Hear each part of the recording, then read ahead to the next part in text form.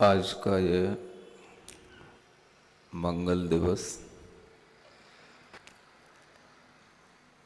आप लोगों के जिस प्रांगण में व्यतीत होने जा रहा है वह प्रांगण चंद्रप्रभ भगवान की छत्र छाया का प्रांगण है। इसलिए आज मन में विचार आया कि हम चंद्रप्रभ भगवान का ही थोड़ा सा गुणगान करें। अच्छा विचार है।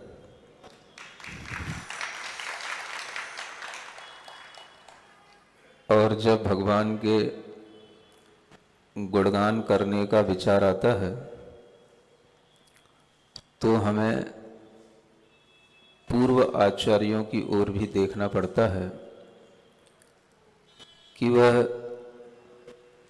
किस तरह से भगवान का गुणगान करते हैं, भगवान की स्तुति करते हैं। अभी पिछले दिनों में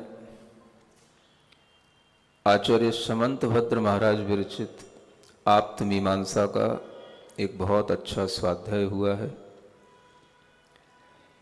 और उसी के उपरांत अभी उन्हीं का ही मन में एक भाव चल रहा है और उसी भाव में जब हम उनके अन्य और अनेक कृतियों के बारे में देखते हैं तो आचार्य समंतभद्र महाराज का जो व्यक्तित्व दिखाई देता है वह बहुत ही अद्भुत दिखाई देता है। उन आचार्य समंतभद्र महाराज के माध्यम से अगर हम देखें तो ऐसा लगता है कि उनके अंदर जो भक्ति है, जो भगवान के प्रति अटूट श्रद्धा है, हम लोगों के अंदर शायद उसका एकवां भाग दूसरावां भाग भी ना होगा। परसेंटेज लगाना तो बहुत बड़ी चीज है। 1%, 2% भी अगर हमारे अंदर उस तरह का भक्ति भाव आ जाए तो भी हम लोगों की काया पलट हो सकती है। जब तक जिनेंद्र भगवान के प्रति श्रद्धा भीतर से अटूट उत्पन्न नहीं होती तब तक इस जीव के परिणमन में कोई अंतर नहीं आता। परिणाम बदलेगा तो तभी बदलेगा जब जीव के अंदर यह विश्वास बने कि तीर्थंकर जो भगवान हैं उन भगवान का स्वरूप क्या, उन भगवान का वास्तविक रूप से उनका कार्य क्या। यह जब विचार आएगा तभी हमारे अंदर भगवान के प्रति एक श्रद्धा का भाव आता है, भक्ति का भाव आता है। इस पंचम काल में भी अगर हम अपने जीवन का कुछ थोड़ा सा परिवर्तन कर सकते हैं, अपनी आत्मा में कुछ थोड़ा सा धर्म ला सकते हैं, अपने आत्मा का परिणमन जो निरंतर संसार की ओर चल रहा है, संसार वृद्धि के साथ चल रहा है, अगर उसमें कुछ थोड़ी सी भी कमी ला सकते हैं तो उसका एकमात्र उपाय सिर्फ जिनेंद्र भगवान की भक्ति करना है, जो बहुत सरल है, सहज है। उसके लिए हमें अत्यधिक पुरुषार्थ की जरूरत नहीं है, थोड़ा सा मन बनाने की जरूरत है। ठंड हो, गर्मी हो, बरसात हो, कुछ भी हो, शरीर के लिए तो बहुत सारी अनुकूलताओं की जरूरत होती है, लेकिन भगवान की भक्ति बनाने के लिए भगवान का गुणगान करने के लिए सिर्फ मन की एक भावना की जरूरत होती है। ठंड होती है तो शरीर को बचाने के लिए तरह तरह के वस्त्रों की आवश्यकता हो जाती है, तरह तरह का एक अपने आप में एनवायरनमेंट अच्छा बनाने के लिए आवश्यकता पड़ जाती है। गर्मी हो, गर्म स्थान हो, तभी हम कुछ बैठ पाएंगे, सुन पाएंगे, सुना भी पाएंगे। ये सब शरीर की अनुकूलताएं बनाने के लिए हमें अनेक तरह के आयोजन करने पड़ते हैं। किंतु भगवान की भक्ति करने के लिए क्या चाहिए? सिर्फ मन का एक छोटा सा भाव चाहिए, श्रद्धा से भरा हुआ वो भाव। और उस भाव के साथ अगर हम कहीं पर भी होते हैं तो फिर हम भगवान की भक्ति करने के लिए बाहर छोटी मोटी चीजें नहीं देखते हैं। हमारे मन के अंदर अगर वो भाव तीव्र होता है तो हम फिर भगवान की भक्ति करने के लिए तत्पर भी होते हैं, और जो भी हमें सामने होता है उसी में हम भगवान को देखने की कोशिश करते हैं। अगर हमारे सामने जिन बिंब हैं तो भी हमें भगवान दिखते हैं, और जिन बिंब नहीं है तो भी हम भगवान देख सकते हैं। भक्ति करने के लिए कहीं पर भी हमारे लिए कोई पराधीनता नहीं, अपने अंतरंग का परिणमन बदलने के लिए कहीं पर कोई पराधीनता की बात नहीं। सिर्फ मन का एक भाव कि हमारा वो भाव भगवान की भक्ति में जुड़ जाए, लग जाए। और ऐसे भावों को लगाने के लिए कोई ना कोई आलंबन की आवश्यकता पड़ जाती है। हम भगवान की भक्ति कैसे करें? करते तो रोजाना है, रोजाना मंदिर आते हैं, रोजाना भगवान का दर्शन करते हैं, रोजाना भगवान के लिए अर्घ चढ़ाते हैं, रोजाना भगवान का पूजन करते हैं, करते तो सब कुछ है। फिर भी अब क्या करें? तो भगवान की भक्ति करने के लिए भी कभी कभी हमें ये देखना पड़ता है कि हमसे भी बड़ी भक्तियां जो भगवान की गई हैं वो किन आचार्यों ने की और वो किन भावों से की। वो भाव हमें कहाँ मिलेंगे? अब वो आचार्य तो चले गए, भाव तो उनके साथ ही चले गए, लेकिन कुछ थोड़ा बहुत हमारे पास में रह जाता है। ये उनकी कृपा समझ लो या अपना बहुत बड़ा पुण्य समझ लो। जो वह कुछ लिख गए, कुछ बोल गए, वो लिपिबद्ध हो गया। वो वचन जो हमारे पास में थोड़े से उपलब्ध होते हैं, उन वचनों के माध्यम से ही हम समझ पाते हैं कि कैसे भगवान की भक्ति की जाती है और भगवान की भक्ति में क्या भाव जोड़े जाते हैं। जब हम ऐसे आचार्यों के बारे में थोड़ा सा भी विचार करते हैं तो हमें भक्ति करने के लिए आचार्य समंतभद्र महाराज से बढ़कर के कोई भी आचार्य समझ नहीं आते। जितनी उन्होंने अपने जीवन में भगवान की भक्ति की उतनी कोई भी नहीं कर सकता। उन्होंने जो कुछ लिखा, जो कुछ किया, जो कुछ अपना जीवन बनाया, वो भगवान की भक्ति के साथ बनाया। न्याय की उन्होंने स्थापना की, वो भी भगवान की भक्ति से उत्प्रोत होकर के ही की। जितनी भी स्तुतियां उन्होंने लिखी सब भगवान की स्तुति में लिखी। ये बात अलग है कि उसमें भगवान के द्वारा प्रतिपादित सिद्धांत भी समाहित हो गया। तो जब हम उनको ध्यान में लाते हैं तो समझ आता है कि कभी हम भी उनको सुनकर के उनके भावों से जुड़ सकें। भावों से जुड़ने के लिए वचन का आलंबन आवश्यक है। बिना वचनों के आपके भाव कभी भी किसी भी दूसरे व्यक्ति से जुड़ नहीं सकते। अगर हम बोलते हैं तो आपके भाव जुड़ते हैं, और हम ना बोलें तो आप बाहर टहलते हैं। आपके भाव ना हमसे जुड़ेंगे ना भगवान से जुड़ेंगे, आप बाहर टहलेंगे, इधर उधर घूमेंगे।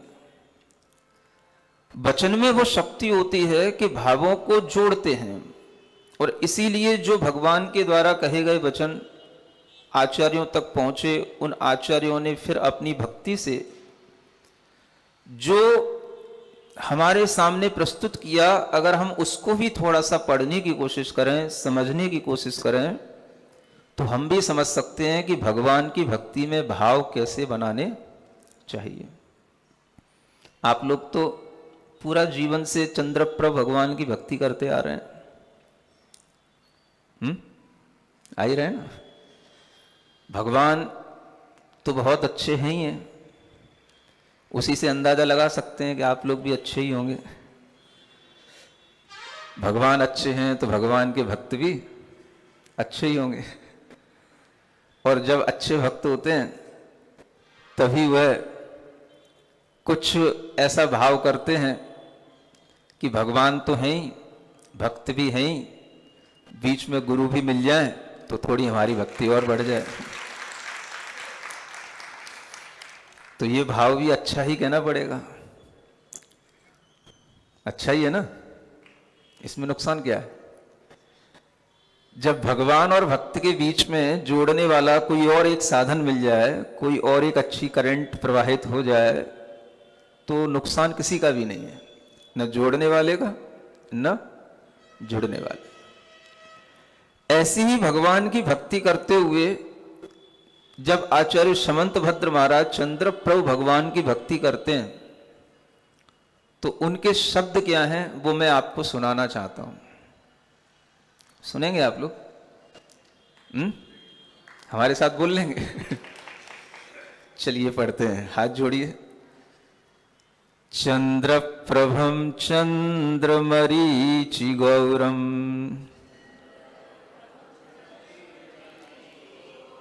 चंद्रम द्वितीयं जगतीव कांतम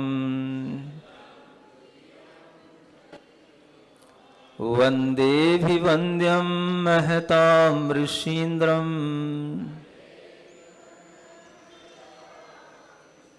जिनं जितस्वान्त कसाय बंधम।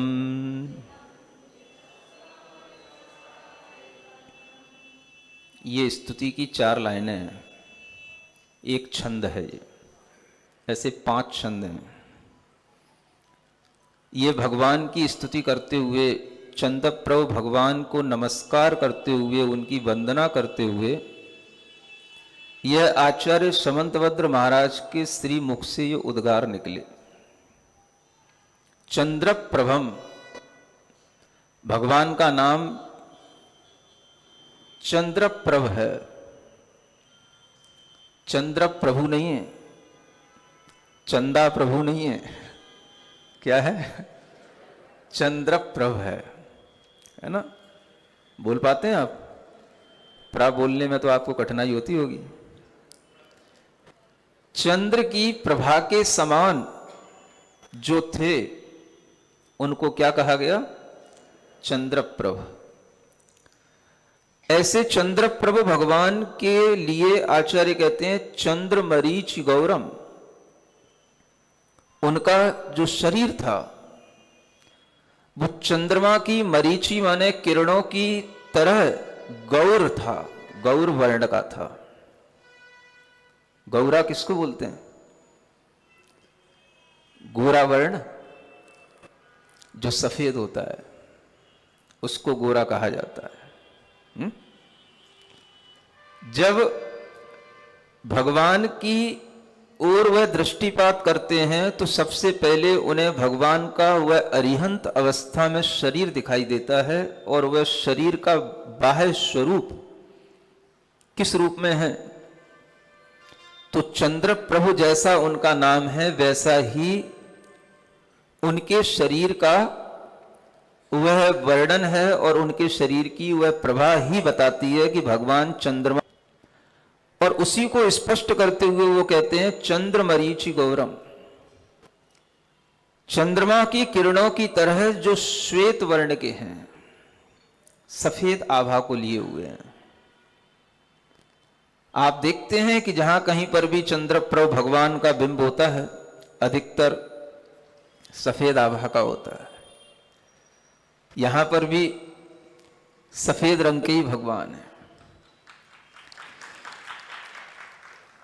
और वह भगवान की जो आभा है वह चंद्रमा की किरणों की तरह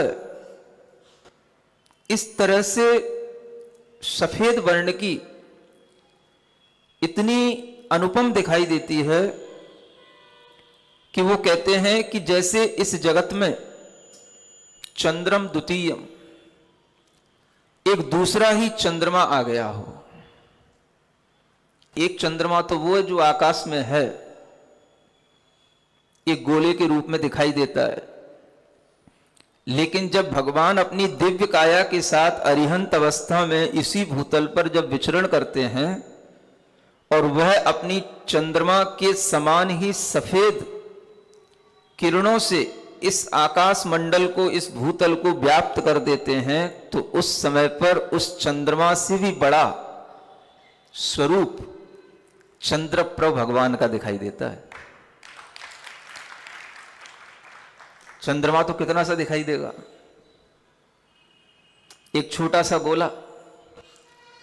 और चंद्रप्रभ भगवान को जिन्होंने देखा होगा वो आंखें कैसे देखती होंगी भगवान को, आपको पता है? क्या भगवान की अवगाहना रहती है? थोड़ी व्यवस्था बनाओ, इधर डिस्टर्बेंस नहीं करो।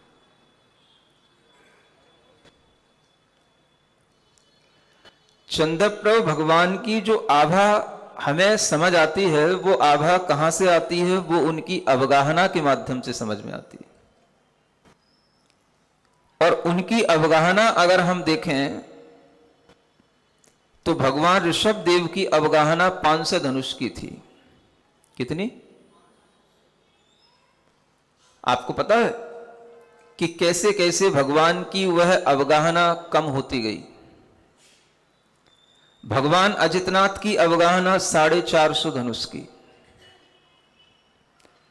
फिर भगवान संभवनाथ की अवगाहना 50-50 धनुष कम करते जाओ, कितनी? 400 धनुष की। फिर भगवान अभिनंदन नाथ की अवगाहना 350 धनुष। फिर भगवान, बोलते जाओ, याद नहीं क्या ना? सुमतिनाथ भगवान की अवगाहना 300 धनुष की। फिर भगवान पद्म प्रभु की अवगाहना 250 धनुष की। तीली चंद्र प्रभु आ गए। अरे भाई, तुम पे विश्वास करेंगे तो हम भी डूब जाएंगे। और फिर भगवान सुपार्श्वनाथ की अवगाहना कितना? 200 धनुष की। और फिर भगवान चंद्रप्रभ आएंगे, उनकी अवगाहना 150 धनुष। सुनते हो? एक धनुष में 4 हाथ,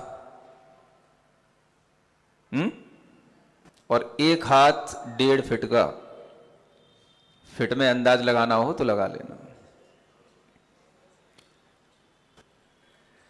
कितना हो गया? 900?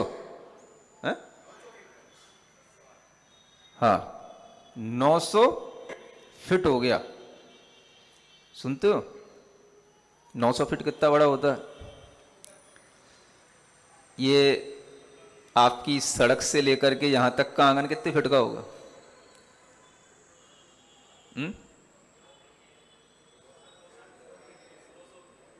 100 फीट? 200 फीट है। अब आप सोचो 900 फीट क्या होता है? समझ में आ रहा है? इतना बड़ा जब कोई पुरुष सफेद रंग की आभा का शरीर लिए हुए चमकता हुआ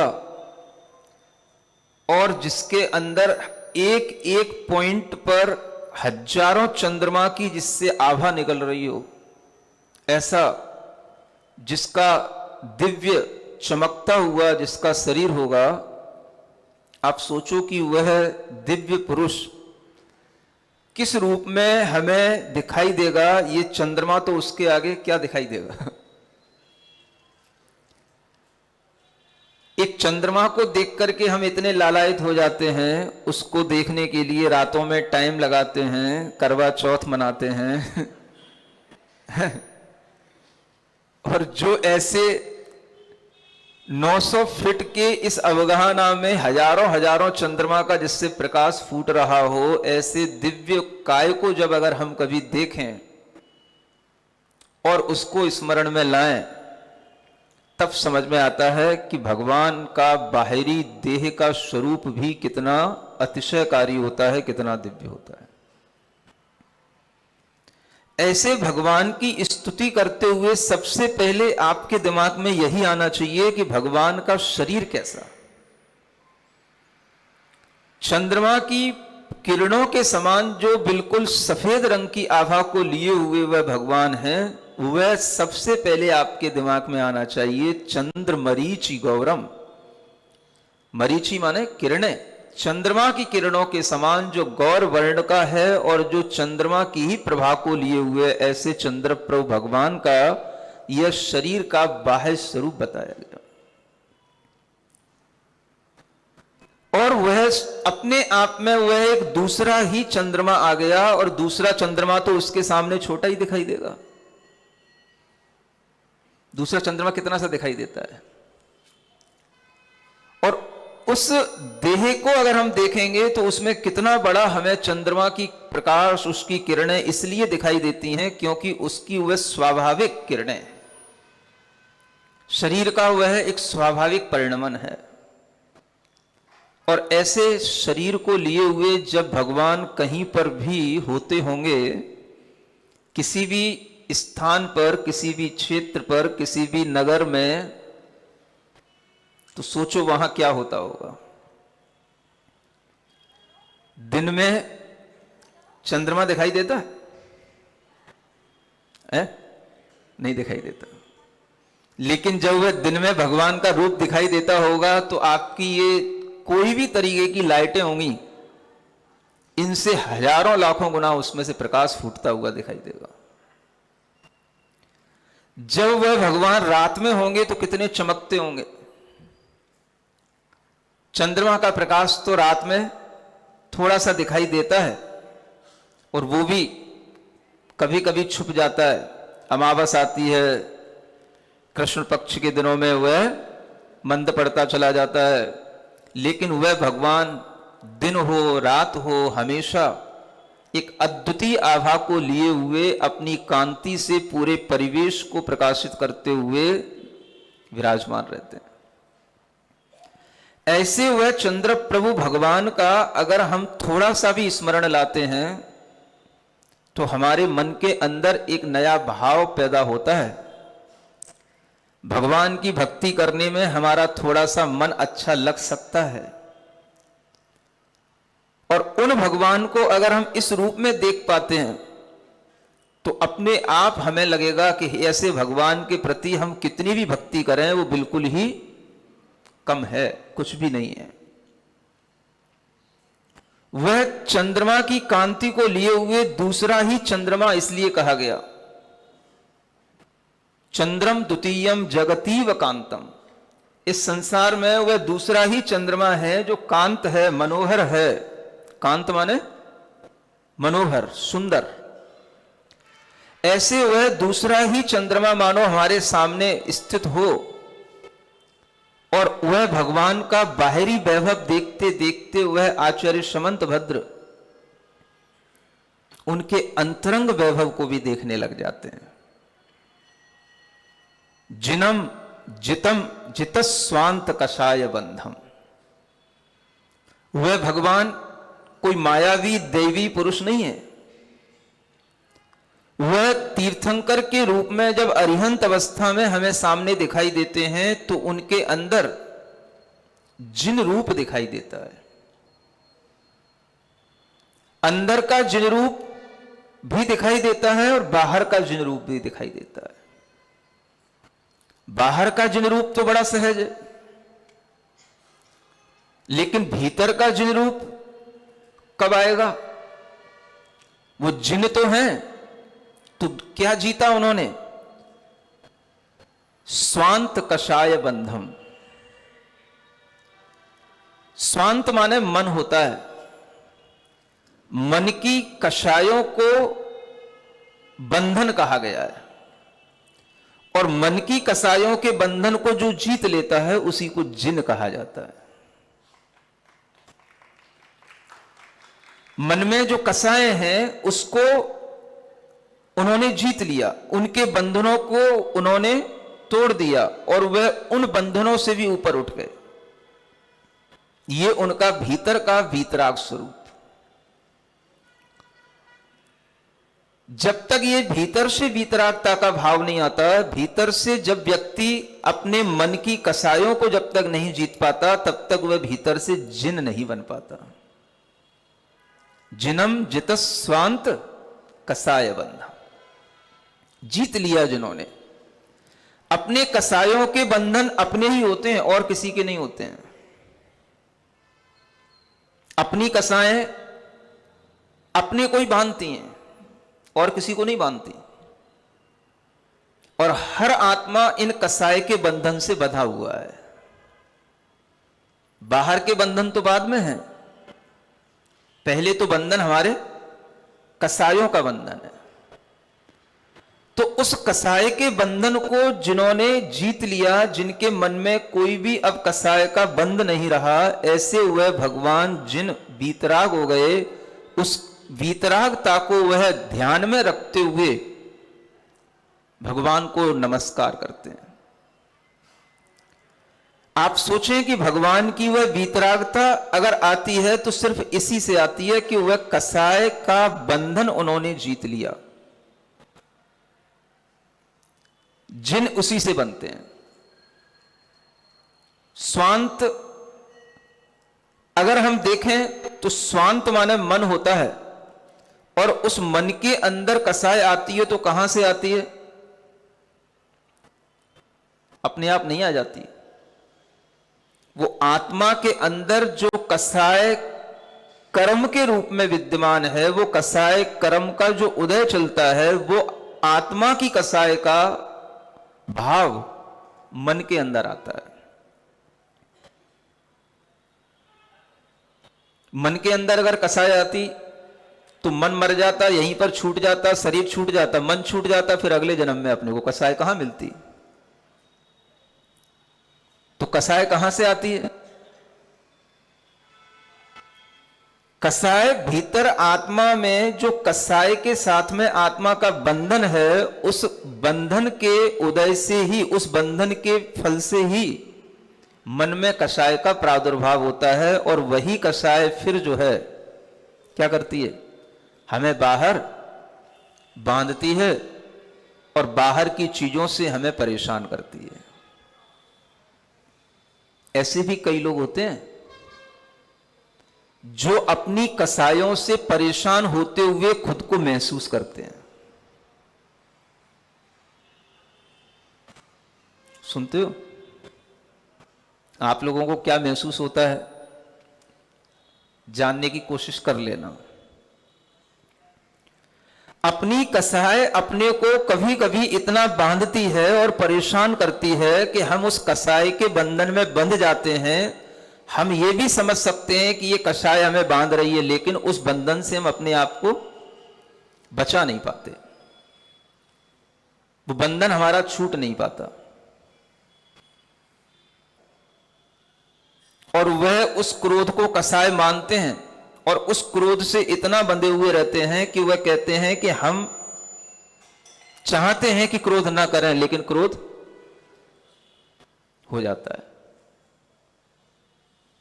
मान कषाय का भी बंधन इतना होता है कि व्यक्ति समझता है कि मान कषाय के कारण से हम जिस चीज की जिद पकड़े हुए हैं वो हमारे लिए नुकसान देने वाली है,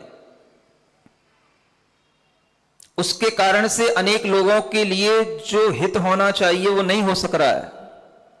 लेकिन व्यक्ति उस मान कषाय को छोड़ना नहीं चाहता, उसके बंधन में बंधे रहना चाहता है, उसे स्वीकार करके ही वह कोई ना कोई चीज ऐसी स्वीकार कर लेता है कि मुझे सब कुछ छूट जाए लेकिन ये ना छूटे जिससे मैं बंधा हूं।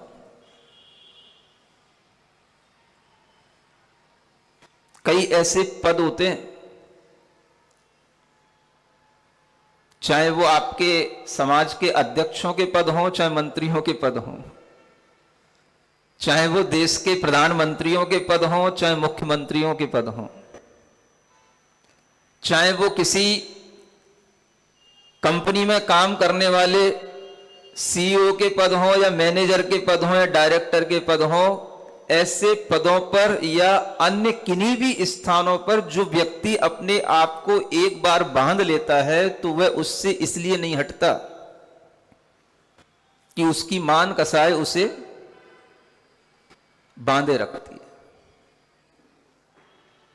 कई जगहों पर ऐसा देखने में सुनने में भी आता है कि लोग जो आसपास होते हैं वह इतना कहते हैं, तरह तरह से उस व्यक्ति के ऊपर प्रेशर डालते हैं कि ये व्यक्ति हटे तो कोई दूसरे अन्य लोग इसके स्थान पर काम करने आए, लेकिन वह व्यक्ति सब समझता है लेकिन अपनी कुर्सी नहीं छोड़ना चाहता। उसके कारण से कितना भी बिगाड़ हो जाए, कितने लोग रूठ जाएं, रूठ जाओ, कितने ही लोग उसको माने न माने मत मानो, लेकिन कुर्सी नहीं छोड़ सकता। यह मान कसाय का बंधन भी बहुत बड़ा बंधन होता है। हर कसाय अपने को बांधती है। जिसके अंदर छल कपट की आदत पड़ी होती है वो छल कपट से अपनी आत्मा को बांधता रहता है। जिसके अंदर लोभ लालच की आदत पड़ी रहती है वो लोभ लालच से अपने आप को बांधता रहता है। जिसके अंदर ईर्ष्या करने की आदत पड़ी होती है वो ईर्ष्या से अपने आप को बांधे रखता है। ये भी एक बड़ा भाव होता है।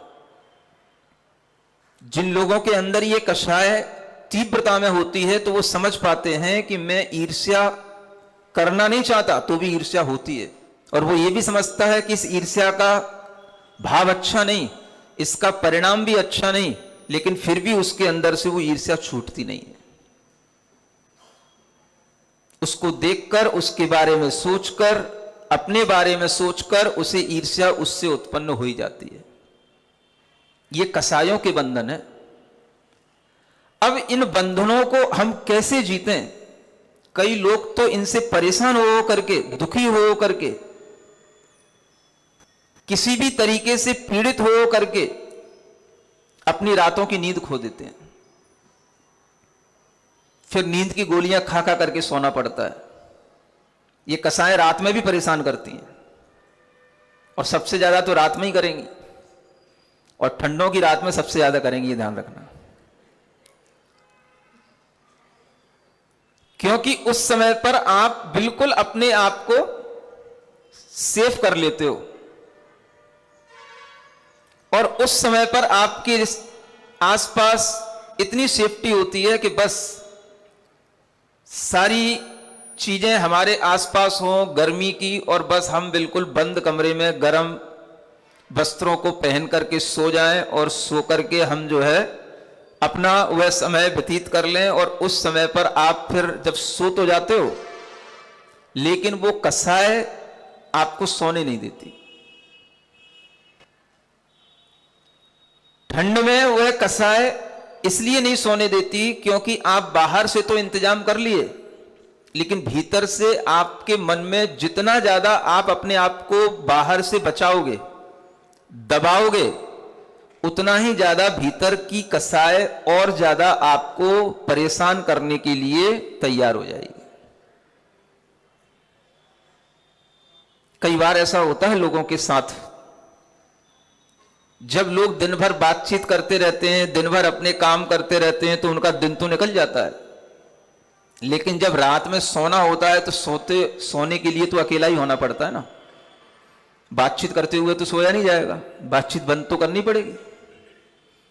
अब सो तो गए, लेकिन सोने के बाद नींद आना मुश्किल है, और नींद आ भी गई और मन के अंदर अगर कहीं कोई कसाय पड़ी हुई है तो वो नींद तुरंत हट जाएगी। कसाय नींद लाने नहीं देती है।